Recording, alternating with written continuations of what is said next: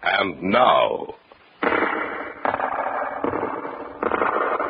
Hall of Fantasy.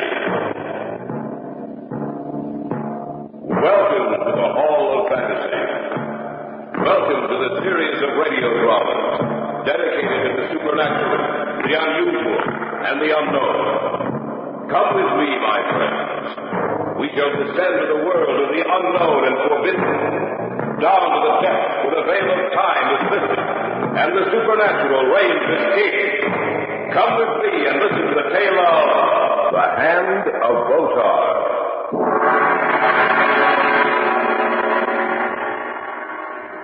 Uncle Simeon, are you all right? He's dead. What? He's dead. I went out to make a telephone call. There's no extension in here, you know. I was dialing the number when I thought I heard Simeon say something. And then I heard him scream. I ran back in here and found him like this. Look. Where? At his throat. There are 5 red marks on his throat, like finger marks. Just as if he'd been choked to death by a person using only one hand. The Hall of Fantasy will present The Hand of Botar in just a moment. And now for our story entitled The Hand of Botar. Even after he was dead, the spirit of Simeon Botar remained with those who had known him. His personality was so strong that when he entered a room, all eyes were immediately drawn to him. But there was something strange about Simeon, something different that set him apart from other men. It couldn't be defined, but it was there just the same. And when he said, "Even when I die, the world will not forgive me. I'll make sure of that, even if I have to return from death." I first met Simeon Botar several months ago. Eric Matreau had insisted that I meet him, and so one evening we drove out to his small estate several miles from town. You like Simeon, Charles. He's a very interesting person. Well, I certainly hope so. The way you talk about him, he seems to be an idol of yours. Well, hardly that. It's just that I find him stimulating. And when I told him that you played a wonderful game of chess, he insisted that I bring you out. He's a chess player, eh? Oh, yes, a very fine one. When you play with him tonight, you'll be treated to a very unusual experience. How do you mean? You'll see for yourself. You know, Charles, there's something odd about Simeon. I can't place it myself. Maybe you'll be able to help me. Something odd about him? Yes, and even though he's so interesting a person, there's something about him that frightens me. Almost as if there was an air of death about him. Especially about that hand of his.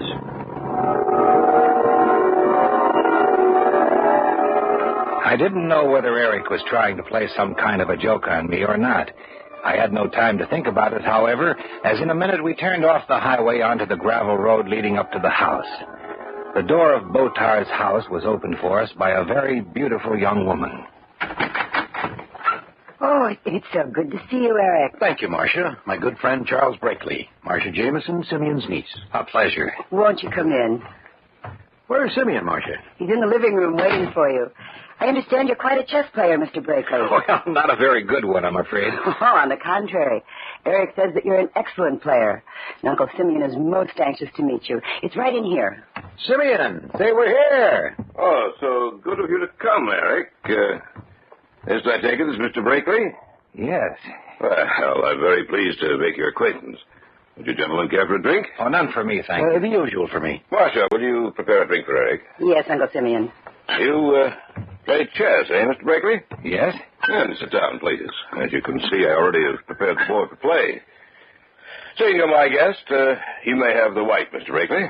Oh, thank you. Would you put on the blindfold for me, Eric? Oh, of course. Tighten up, Simeon? Yes. Can't see a thing. Thank you, Eric. I hope you don't expect Not at all, me Mr. Brakely. Not at all. Here's your drink, Eric. Thank you. Are you ready, Mr. Brakely? Do you want me to call out my moves to you? Oh, no, that won't be necessary. Well, then, how do you know what move I make? Oh, my hand will know. Proceed, Mr. Brakely.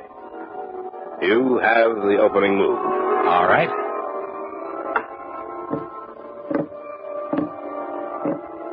King's pawn to King 4, Mr. Brakely.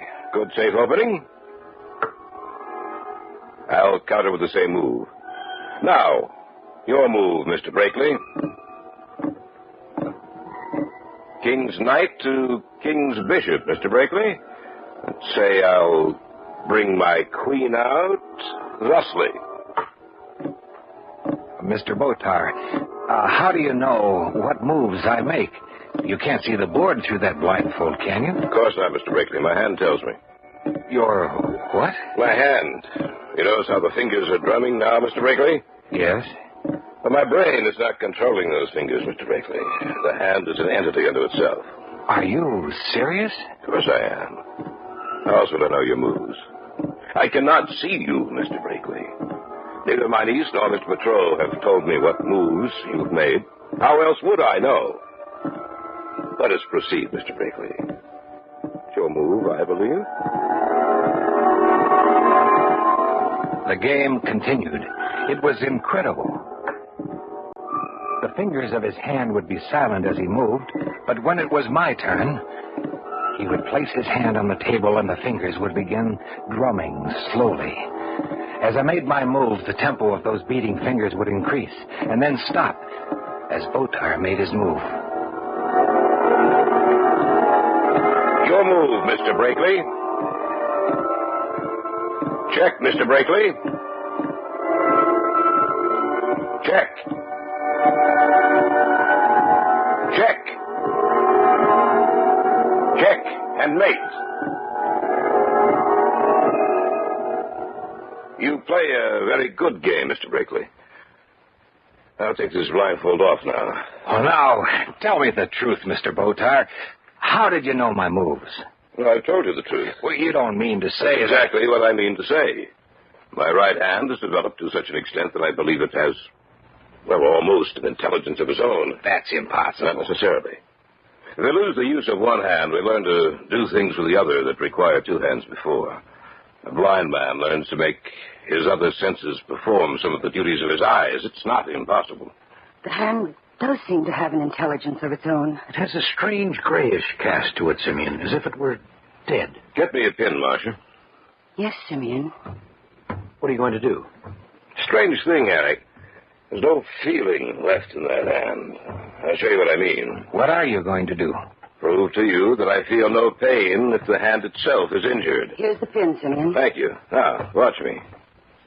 There. It's in my hand, and yet I feel nothing. Either you're telling the truth or you've learned to control your reaction to pain. It's the truth, believe me. I'll take it out now. There. You see? I have no feeling whatsoever of pain. That's strange. What? The hand is moving, and I'm not... Simeon, get it away from your throat! I can't move it. Do something. Do something before it kills him. We'll return to the tale of The Hand of Botar in just a moment. Back now to the Hall of Fantasy in the tale of The Hand of Botar. Eric Matro and I have driven out to the home of Simeon Botar. I had been a witness and participant in the most bizarre exhibition I had ever seen. And then, after the game was over, when Botar was showing us that his hand had no feeling in it, the hand suddenly moved to his throat and began choking him. Do something before it kills him. Help me. I'll get it. I can't move it, Charlie. Let me help you. Starting to... Simeon, are you all right? Yes, I guess so. Oh, what happened, Botar? I don't know. I can't explain it. All of a sudden, it's in my throat, choking me. You're all right now? Yes. I lost control of my hand at that moment, gentlemen. I couldn't move it away from my throat. But now I can move it at will. Have you thought of seeing a psychiatrist, Mr. Botar? No. Why do you ask that? Well, you've heard of schizophrenia, split personality, haven't you? Naturally. But let me tell you right now, Mr. Brakely, I am not suffering from schizophrenia. Well, that's the only rational explanation for what just happened. I don't think so. Do you mean to say that you really think that hand has an intelligence of its own?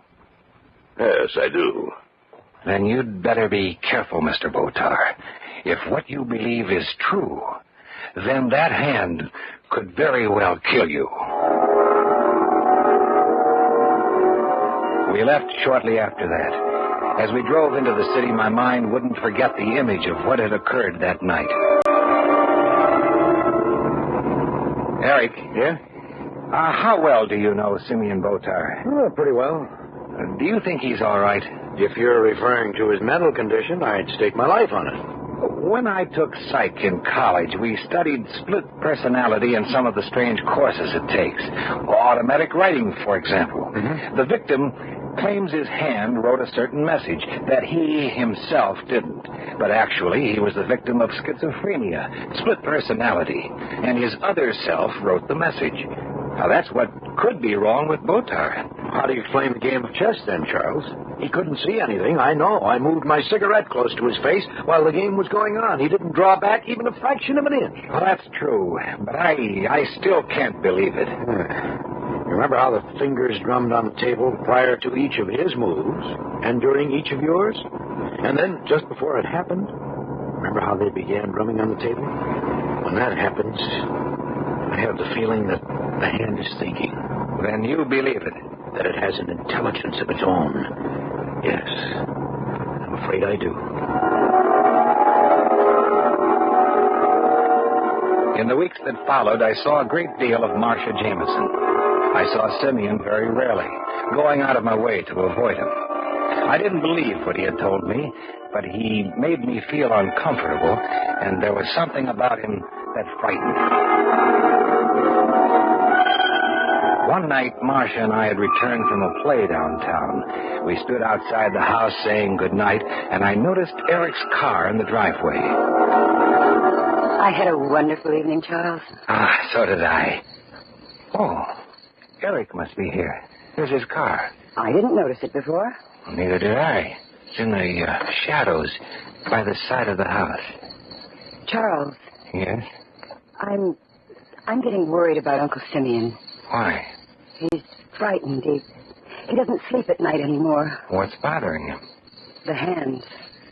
He says that he can't go to sleep anymore without fearing what it will do to him. The only time he's rested is when he's had one of the servants tie down the hand so he can't move. I think you should see a doctor. But that's what I thought, too, but he won't. I don't know why. What's that? A scream from inside the house. Let's go. Uncle Simeon! Mr. Botar! Eric! Carl, is that you? Yes! Where's Simeon? Come into the library, hurry. What's the matter? Look. Uncle Simeon! Are you all right? He's dead. What? He's dead. I went out to make a telephone call. There's no extension in here, you know. I was dialing the number when I thought I heard Simeon say something, and then I heard him scream. I ran back in here, and I found him like this. Look. Where? At his neck. There are 5 red marks on his throat, like finger marks. Just as if he'd been choked to death by a person using only one hand. We called a doctor, and he in turn summoned the police. They questioned us closely, and when Eric told them the story about the hand, they laughed at him. The final verdict was death by strangulation, killer unknown. 3 days later, he was buried. Eric and I returned to the house with Marcia after the funeral. Marcia had taken the funeral very badly, and we sent her up to take a nap for a few hours. I'll get it. Hello? May I speak to Miss Jameson, please? Oh, she's resting now. I don't want to disturb her. I see. It was a rather irregular request that we received, but we did, as the note said. I just wanted to tell her that the package is being dispatched and will reach her today. Who's calling? Mr. Erskine. Goodbye. Erskine. Now, from where do I know that name? He was a mortician. Oh, yes. What do you want? Well, he said something about a package being delivered here today. Wonder what it is. I don't know. Well, I'll tell Marcia about it when she wakes up. It's strange that he didn't mention what was in it. Well, the package will arrive today. Then we'll know what's in it. I'll get it. Hello. This is Erskine again. I'm afraid I can't do what the note said. The thing is... Hello? Hello?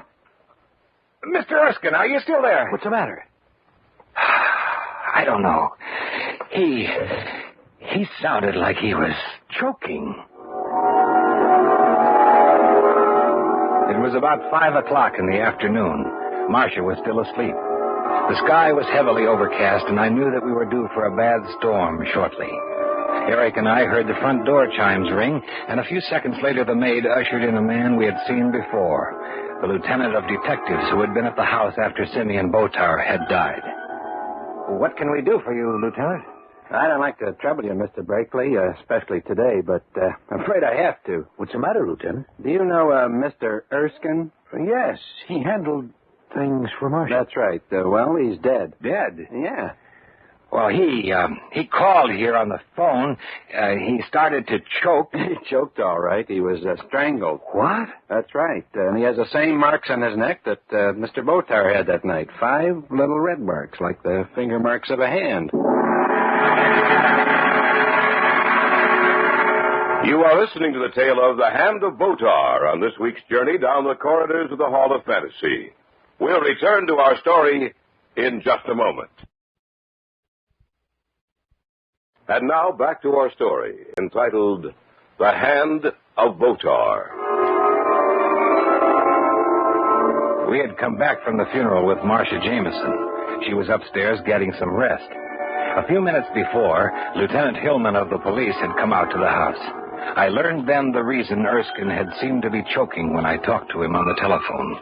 That's right. 5 little red marks, like the finger marks on a hand. It's starting to rain. Yeah, we're in for a bad storm. Erskine didn't have any enemies. He was preparing a package to send out here, and then he was killed. Who did it? Not who, Lieutenant, what? How's that? I believe it was Botar's hand that killed Erskine. What are you talking about? Botar's dead. But his hand isn't. But Simeon's been buried, Eric. I don't care. I think it was... That was Marcia. Come on. Marcia! Marcia, what's the matter? Is he up there alone? Yes.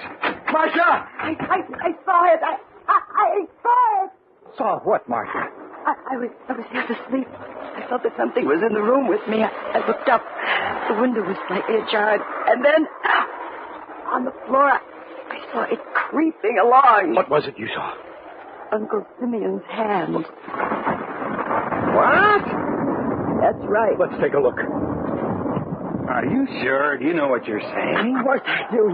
You'll see for yourself. There doesn't seem to be anything in here. Maybe it went back out the window. Lieutenant, take a look at this. What? Look, on the windowsill here. Little scratches as if they were made by fingernails. You don't expect me to believe... I didn't believe it either, Lieutenant, but now I do. Botar's hand has an intelligence of its own. I believe that both Botar and Erskine were killed by that hand. I think you're crazy. And I think I can prove it to you. How? Lieutenant, get an order to give us permission to exhume Botar's body. Then you can see for yourself.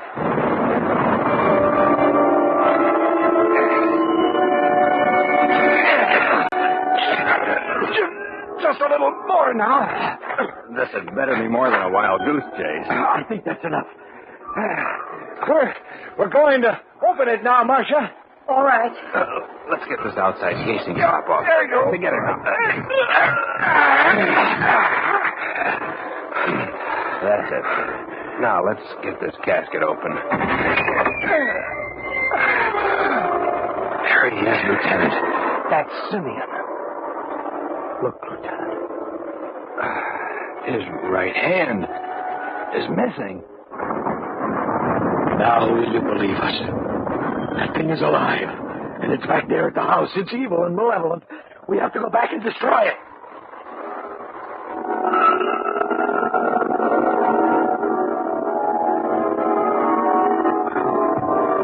We searched the whole house and we still can't find it. Maybe it left the house. I don't think it has. I think it's hiding. Where? I don't know. How did the hand ever get When here? Erskine called me on the phone, he said something about an unusual request written in Simeon Botar's hand, and that he was sending the package here. While he was preparing that package, the hand killed him. That thing is somewhere in or around this house. I have a feeling that... Oh! What was that? Sounded like a window breaking. Where? Upstairs. Let's take a look. We'll break up into two groups. Mr. Michaud and Mr. Baker will go together. I'll keep Miss Jameson with me, all right? All right. Let's go then. I have the only gun. If you see it, call for it. All right. Stay behind me, Miss Jameson. I'll be with right you. behind you. You take the front part, and we'll take the rear. Fine. If you see it, don't forget to call. Let's go. Why don't we try Simeon's bedroom? That sounds like a good idea. Come on. Remember, that thing can hide almost anywhere. I know. We might as well... Look. The bottom left pane of the French door leading to the sun porch is broken. Then the hand is in here somewhere. We can't be sure. It might have found entrance this way, but... Listen. It's in here, all right. Lieutenant! It's in here! You're right there. Eric, stand over there by the broken pane there. Make sure it can't get out. Right. Oh, Well, where is it? how we know it's in here somewhere. Come in quickly. Let's get that door closed. Right. Now, be quiet. There it is again. Where's it coming from? Be quiet. It's moving. Can't see it. Neither can I. Look out, Charles, in back of you! It's climbing up the wall in back of you! Where? It's making for the light switch! The lights are out. Be quiet. It's dropped down to the floor again. I can't see a thing in the dark. It's going after someone in this room. Hear it moving. Be quiet. Ah! I can feel something on my back. I can... Ah! The hands are on her throat! Get the hand away from her! Right! Hurry! We're doing our best! A little bit more. A little bit more. That's right! Throw it on the floor! Shoot it. It'll get away. Hurry, Lieutenant, hurry. It's making for the French door! It's horrible. I would never have believed it. Nor would I. I'm still afraid of it, even though I know it's dead. I'll make sure that it's destroyed once and for all. Oh, I'll never forget the sight of it, creeping across the floor like some crawling monster.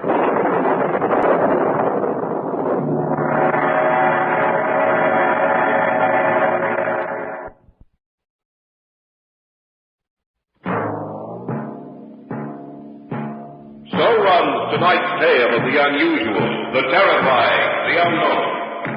Join us again when next we journey down the corridors of the Hall of Fantasy to hear another strange tale of the supernatural. All characters and events portrayed in these programs are fictional, and any similarity to actual events or persons, living or dead, is purely coincidental.